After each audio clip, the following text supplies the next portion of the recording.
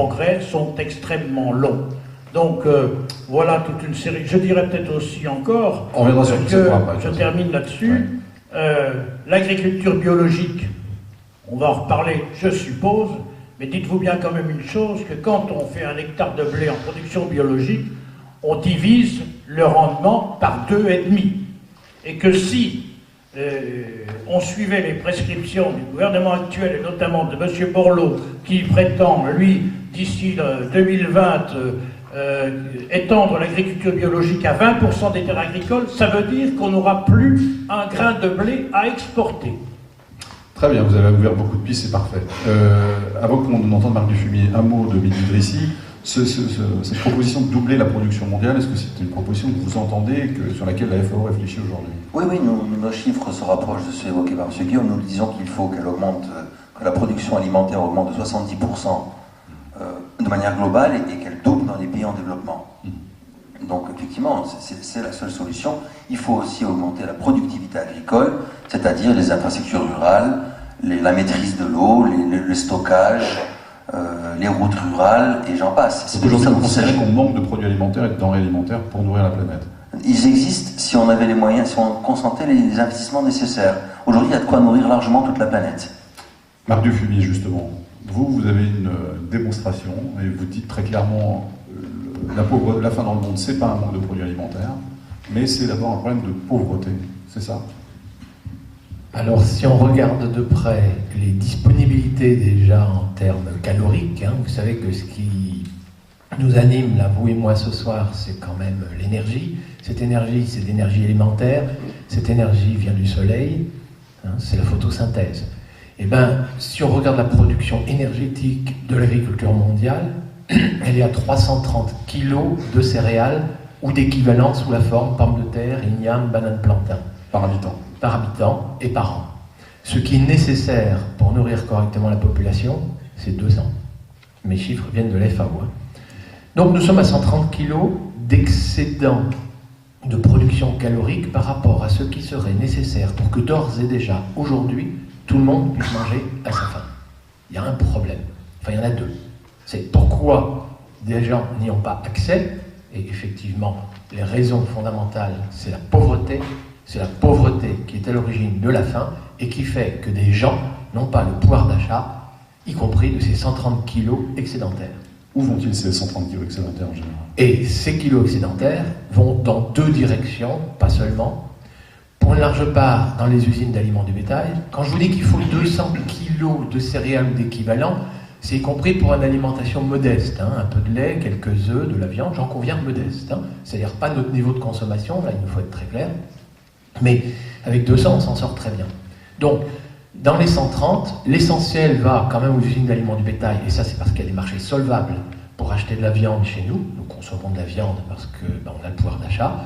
Les éleveurs, on s'entend bien que mal payés, mais peuvent acheter les aliments du bétail, et les usines d'aliments du bétail achètent ces fameuses calories que ne peuvent pas acheter les gens trop pauvres. Mais c'est la pauvreté qui est à l'origine de la faim. Et de plus en plus, et c'est comme un phénomène nouveau qu'il nous faut prendre en compte, une part croissante de cette énergie sert à abreuver nos voitures. C'est-à-dire qu'on commence, alors c'est plutôt rentable au Brésil plutôt que chez nous, mais des terres et une production calorique à l'échelle mondiale est de plus en plus consacrée à la fabrication d'éthanol et d'agrodiesel. Et là aussi, vous avez compris, il y a un marché solvable pour circuler en voiture, pour demander de l'agrocarburant. Et plus le prix des carburants fossiles risque de s'élever, il est fort probable que plus la solvabilité du pouvoir d'achat des gens un peu riches va se porter sur les agrocarburants. Et on peut craindre effectivement que si on ne parvient pas à lutter contre la pauvreté, il y aura un nombre accru de gens qui auront faim. C'est un raccourci de dire qu'aujourd'hui on affame les pauvres pour faire circuler les riches? Alors j'aime pas beaucoup cette expression, mais oui, il nous faut envisager une redistribution des revenus à l'échelle mondiale pour que tout le monde puisse manger à sa faim.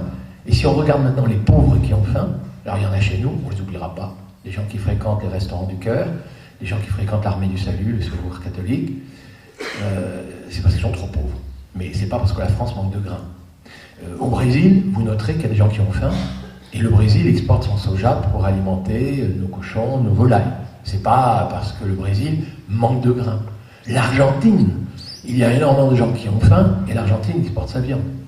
Alors il y a des pays déficitaires, et alors là il nous faut être honnête, dans les pays déficitaires, ceux qui se sont laissés un peu aller à l'importation facile de nos surplus de grains, de poudre de lait, de sucre et de viande, et bien quand en 2007-2008, brutalement les prix agricoles ont monté, alors là on a vu les émeutes de la faim. Et là c'est vrai que les pays déficitaires seraient bien inspirés de tout faire en sorte pour que ça ne se reproduise plus. Mais nous ne nous trompons pas. Quand on regarde des courbes des prix sur la longue tendance, depuis 1860 jusqu'à maintenant, on voit que les prix structurellement agricoles n'ont fait que baisser, et c'est d'ailleurs ça dont se plaignent un très grand nombre d'agriculteurs français, les prix sont trop bas, et je rejoins complètement leur point de vue. Mais, avec les quotas laitiers, avec le gel des terres, on voyait bien que cette baisse structurelle des prix avait cessé. C'est-à-dire que les stocks mondiaux pléthoriques ont mis 10 ans. Ne nous trompons pas, les stocks mondiaux pléthoriques ont mis 10 ans d'une politique malthusienne, un peu moins les Américains que l'Europe, mais on a fait quand même un peu tous pareil, pour que les stocks mondiaux s'épuisent. Là-dessus arrive deux sécheresses, Australie, Ukraine, et hop, les prix montent. Alors sur les marchés à terme, ne reprochez pas des gens qui placent leur argent pour gagner de l'argent. Quand ils voient que les prix agricoles vont monter, ils achètent des droits à se faire livrer un jour du blé, avec le seul souci de ne pas se le faire livrer, mais de revendre ce droit plus cher. Inutile de vous dire que dès qu'il y a une bonne récolte, ce qui s'est passé, les prix s'effondrent. Et vous avez vu la grève du lait au mois d'août, pas août dernier, mais le mois d'avant. Donc, ça c'est la volatilité des prix. Mais ne vous y trompez pas, la capacité productive du monde de produire de quoi nourrir le monde, elle est géniale. Et c'est vrai, je rejoins ce que dit M. François Guillaume, c'est possible de nourrir la totalité du monde.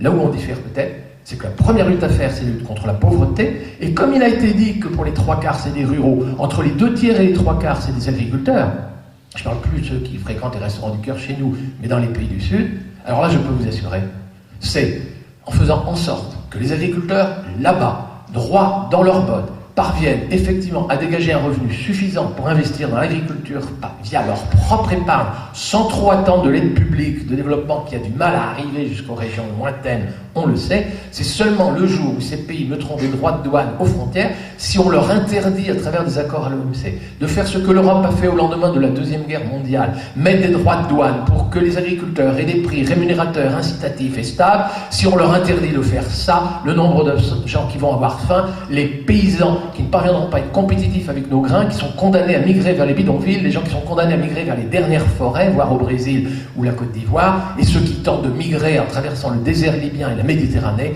eh bien, si on n'autorise pas ces pays à faire ce que nous avons fait à juste titre au lendemain de la Deuxième Guerre mondiale, eh bien, je peux vous assurer, ça risque d'empirer dans les années qui viennent. Merci. Vous n'avez pas fini. Vous avez parlé des prix alimentaires, mais on va y revenir. Parce que François Guillaume a aussi un discours là-dessus. On y reviendra tout à l'heure si vous voulez bien. Simplement, parce que vous le disiez, Mélanie Drissi l'a dit, ce qui est incroyable, c'est qu'effectivement, la plupart des gens qui sont sous-alimentés sont des agriculteurs. Comment on en est arrivé là aujourd'hui? Est-ce qu'il faut, et comment, enrayer l'exode rural de cette population et les faire revenir dans les campagnes, puisqu'ils sont dans les bidonvilles, vous l'avez dit. Alors, je ne voudrais pas être un peu long, mais le problème majeur, c'est qu'ils travaillent à la main. Et nous, on a des moissonneuses-batteuses, on a des tracteurs de forte puissance. Quand vous mettez un paysan, je prends l'exemple, excusez-moi, certains ont peut-être déjà entendu, de quelqu'un qui repique du riz à la main en Casamance. C'est jamais plus d'un demi-hectare. Par le nombre de disponibles où vous pouvez repiquer du riz, c'est pas plus d'un demi-hectare. Sans engrais chimiques ni organiques aucun, c'est pas plus d'une tonne hectare.